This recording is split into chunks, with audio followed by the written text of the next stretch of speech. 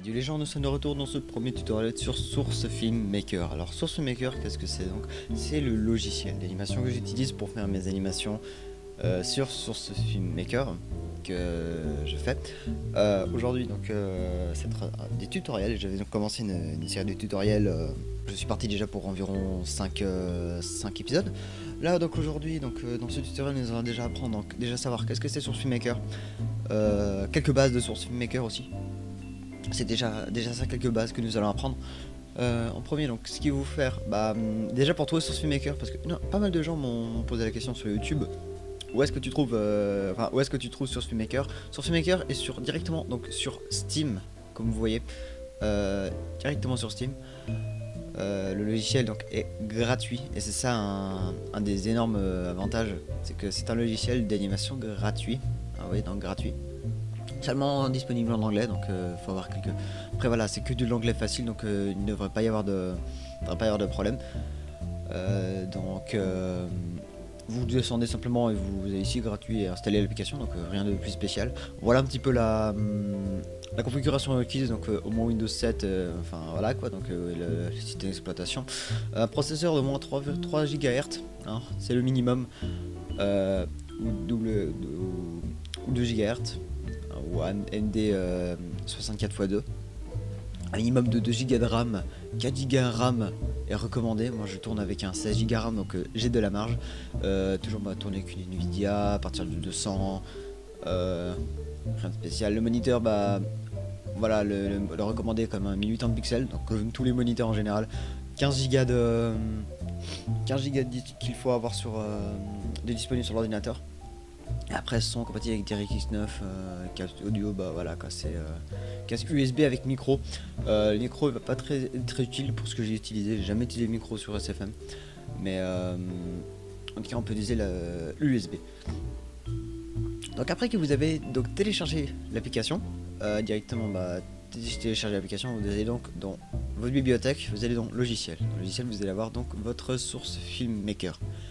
Ensuite, dans notre SFM, simplement vous allez le lancer. Et quand vous le lancez, il va y avoir une petite fenêtre qui s'ouvre directement, qui c'est soit donc de lancer Source Filmmaker ou lancer SDK.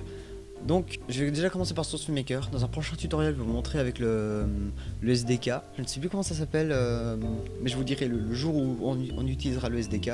Pour l'instant, nous allons commencer par utiliser le Source Filmmaker. Donc pour ces bases, vu que c'est un tutoriel de base, je ne vais pas utiliser les modèles personnalisés, je vais utiliser seulement les modèles de Team Fortress 2. Comme ça au moins tout le monde pourra s'y retrouver. Voilà, donc quoi d'autre? Continuer, non, c'est rien de spécial. Donc après vous avez donc votre logiciel. Enfin, je vais lancer, donc je vais l'appeler tuto. Voilà, simplement tuto. Donc là vous avez deux sites de destination très importants. Et ici les sessions assez récentes, mais ça j'en parlerai plus tard. Il va ouvrir une session qui existe déjà. Donc créer. Et avant je reviens. Je vais juste faire une petite ellipse. Je vais faire une petite ellipse le temps que je remette mon SFM à 0. Voilà, nous sommes de retour, donc voilà, donc j'ai chargé donc mon SFM. Hop. Là donc nous avons donc notre Source Filmmaker, il sera comme ça. La première fois que vous l'ouvrez, il sera comme ça. Et le premier truc assez important à faire déjà, c'est de mettre votre Source Filmmaker comme je l'utilise. C'est un petit conseil que je vous donne déjà. Donc ce que vous allez faire, donc si vous allez dans Windows, vous allez dans ici Secondary Viewport, vous allez ouvrir un nouveau viewport. Je vais appeler ça les viewports dans les tutoriels. Ensuite, vous cliquez bien ici vous cliquez bien sur Secondary Viewport. Vous glissez directement là dans les carrés, pas ici, directement dans les carrés à l'extérieur, parce qu'en fait ça va pouvoir le placer dans un sens. Alors que si vous placez ici, ça apparaît comme une sorte de pseudo sous-dossier. Vous le mettez ici. Donc là vous avez vos deux fenêtres. Et moi ce que j'utilise personnellement, c'est que ici vous cliquez ici, la console, dans la console des développeurs, vous le remettez ici, vous le mettez juste en bas. Et voilà. Donc vous avez votre SFM, donc après vous pouvez redoser normalement, donc c'est ce que je vais faire, ce que j'en fais plus tard. Et là donc vous avez votre Source Filmmaker exactement comme moi, comme ça au moins on évitera d'être perdu. En plus, c'est quelque chose de base à apprendre, donc c'est vraiment très simple. Maintenant, donc nous allons apprendre. Donc maintenant, donc là nous avons notre source filmmaker qui est lancé, rien de folichon. Donc tout est prêt pour pas commencer à animer, mais pour commencer déjà à charger une map. Donc pour commencer à charger une map, vous faites clic droit dans le viewport. Dans le viewport, vous faites load map. Dans load map, donc vous avez vous avez toutes les maps catégorisées par source filmmaker, non par Team Fortress, pas Half-Life tristement. Les maps du workshop, mais ça j'en parlerai plus tard. User mode, ça c'est pour les maps personnalisées, mais j'en parlerai plus tard aussi. TF movies, donc les maps utilisées pour les mid the team, comme par mid the engineer, mid the heavy ou mid the soldier. TF qui est pour toutes les maps de Team Fortress de base, donc vous avez toutes les maps de Team Fortress jusqu'à la mise à jour Lovenware. Donc il y a quand même un petit peu de retard au niveau des mises à jour. Sinon c'est tout ce qu'il y a. Sinon vous n'aurez pas d'autres maps pendant ce temps dès que vous lancez votre source maker. Je vais lancer mon... Ouais, c'est fait, donc je vais lancer TF. Non, vous savez quoi, je vais lancer directement, je vais commencer par dans TF Movies. Vous allez charger donc la map stage.bsp. Je vais la lancer.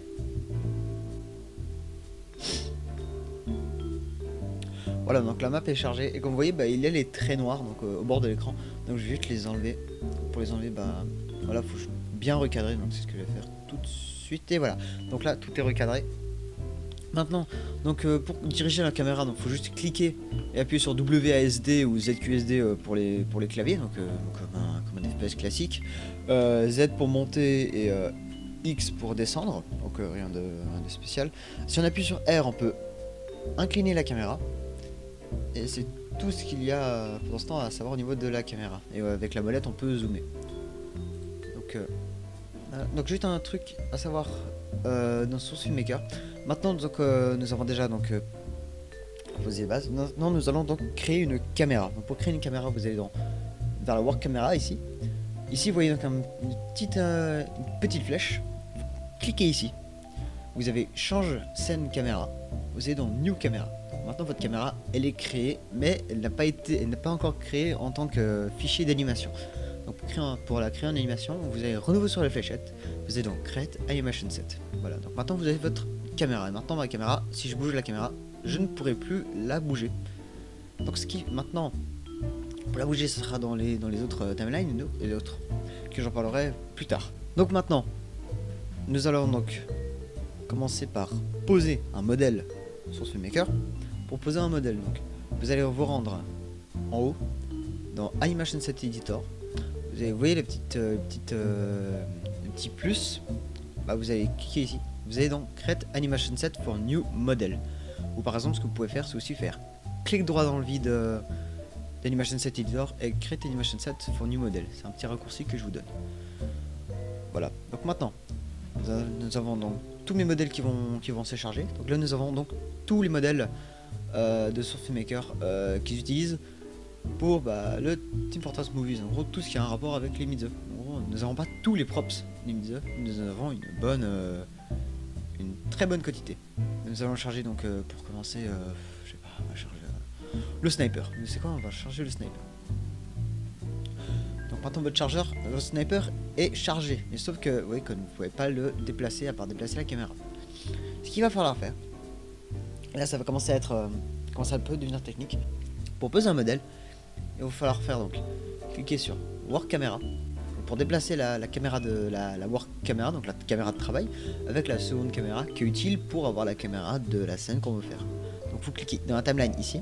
Donc vous avez plusieurs éditeurs. Donc vous avez le Motion Editor et ici vous avez donc le Graph Editor, qui sont, on va dire, deux sortes styles pour animer d'une manière ou d'une autre. Parce que ce qu'on va se pencher directement pour faire la pose de modèle, c'est directement se pencher sur le Motion Editor. Donc sur le Motion Editor, donc là vous avez toujours votre sniper que vous pouvez pas bouger à part la Work Camera. Vous cliquez sur le sniper et maintenant vous avez donc le squelette du sniper qui existe et que vous pouvez déplacer. Donc maintenant je peux déplacer mon sniper comme je veux. Donc ce que j'ai envie, donc maintenant c'est de poser mon sniper par exemple ici. Alors certaines personnes, ce qu'elles vont faire, donc déjà donc, ici là vous avez donc plusieurs façons pour les déplacer. Donc vous avez donc simplement cliquer, bon ça ne sert pas vraiment énormément. Vous avez donc les flèches donc pour aller dans un axe X, Y ou Z. Et ici pour faire une rotation dans l'axe X, Y ou Z. Donc certaines personnes quand ils vont commencer à poser le modèle, ils vont directement poser donc leur modèle comme ça. Hop, donc on va dire se casser la tête à tenter de poser un modèle comme ça. Donc voilà, quelque chose comme ça. Alors qu'en fait, tout simplement ce qu'on pourrait faire c'est cliquer sur le modèle, donc cliquer donc sur le carré bleu et appuyer donc directement sur Shift, et sur Shift le modèle sera donc directement posé par terre. Et ça c'est là où tout est la technique, c'est que maintenant le modèle sera toujours posé par terre et vous saurez maintenant qu'il sera toujours posé bien pied sur terre. Ok, je vais juste le poser un petit peu mieux. Voilà. Maintenant, donc vous avez donc la caméra, donc la caméra ici quand je clique, je peux retourner donc sur la caméra 1 sur la Work Camera. Aussi ici je peux retourner sur la Work Camera, mais le secondary viewport je l'utilise toujours pour la première caméra. Ici la première caméra c'est toujours la caméra de travail. Maintenant pour déplacer la caméra, donc tout simplement c'est vous cliquez donc sur la caméra, vous avez donc ici caméra 1 et vous pouvez donc déplacer la caméra. Et après avec zoomer et tout, donc je vais zoomer par exemple comme ça. Voilà. Donc là nous avons notre modèle qui est posé pour les bases. Pour d'autres, maintenant nous allons commencer par d'autres bases. Un petit raccourci que je vous donne sur SnapMaker.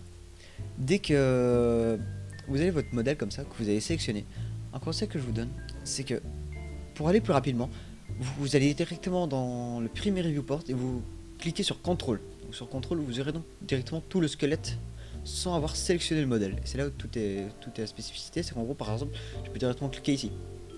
Et sans perdre de temps, cliquer ici. Sans par exemple aller ici et chercher par exemple je cherche le bras gauche. Voilà, j'ai trouvé le bras gauche par exemple sans devoir chercher. Parce que certains modèles personnalisés auront des noms différents des bones, mais ça après ça sera plus tard dans les tutoriels. Là, donc là c'est bon. Là donc nous avons notre modèle et donc nous allons pas passer à l'animation, nous allons poser donc un petit peu au posage du modèle. Au niveau du posage du modèle, on va prendre quelque chose de simple. Si par exemple vous voulez animer, si vous voulez par exemple déplacer le modèle, vous cliquez sur je sais pas le bip collar, vous avez ici et donc vous pouvez par exemple déplacer le bras, mais ça fait des trucs vraiment pas beaux. Ce qu'il faut faire, si vous allez directement ici dans rotation, passage vous avez donc un petit raccourci, donc c'est les raccourcis, je vais vous montrer directement au clavier. Vous avez donc des raccourcis que je vous montrerai là, que je vous montre directement à l'écran les lettres que c'est à faire. Et voilà. Donc on va dire un axe de rotation. Donc là, voilà. Par exemple, je pose l'axe de rotation. Je vais mettre mon bras un petit peu plus. Donc je vais utiliser un axe de rotation prédéfini, par exemple comme ça. Hop. Après, donc vous utilisez par exemple la touche comme j'ai montré pour par exemple, la mettre ici. Là, bip, foral arm L pour déplacer comme ça. Hop. C'est vraiment un truc très important à savoir dans Source Film. Un truc très important à savoir dans Source Filmmaker, c'est qu'il faut prendre son temps. Voilà. Et maintenant nous avons donc comment poser notre modèle. Maintenant mon modèle il existe quoi. Donc là le modèle est directement créé. Enfin créé dans le sens donc créé dans le sens par exemple là vous avez votre modèle qui est posé, l'animation est différente. On va passer une petite information pour faire un axe de rotation pour faire un axe de rotation sur pas que la caméra le tourne comme un FPS. Vous appuyez sur Alt et vous cliquez et vous pouvez tourner autour de l'objet. Quelque chose de très important que j'ai découvert assez récemment sur SFM, l'axe qui va tourner va toujours se baser sur le point qu'il y a. Par exemple, je fais ici, donc il tourne autour du sniper, normal. Mais si par exemple je me pose ici, donc il va tourner de façon un petit peu différente. Oui, il va quand même toujours continuer à tourner autour du sniper. Et c'est là où, en fait, ça va être le point central ça va être l'objectif central de la caméra, ou de la work camera ou de la caméra principale. Donc là, vous avez votre modèle qui est posé. Je vais peut-être finir vite ça d'animer comme ça, je fais un truc à la con. Hop. Ah, après, c'est énormément de patience et c'est ça le truc très important, c'est d'avoir surtout de la patience sur Maker. Ici, vous avez les mains, donc pour les mains, bah après voilà, rien de plus folichon. Hop. Si donc vous cliquez, quand vous sélectionnez le squelette avec contrôle, ce que vous pouvez faire c'est appuyer sur Shift en même temps. Comme ça, donc vous aurez les deux et vous pourrez sélectionner deux bones en même temps, ce qui peut être très utile. Et je vous raconterai un petit raccourci directement dans le menu, ici, dans le Animation Set Editor, pour directement tout sélectionner. Donc, hop. Je fais un truc vraiment très simple, hein. C'est pas ouf. Déjà le tutoriel, déjà je vais essayer de le travailler, je vais essayer de faire un montage et tout. Je travaillerai sur le montage un peu pour que ça soit un peu plus rapide, parce que là ça fait déjà environ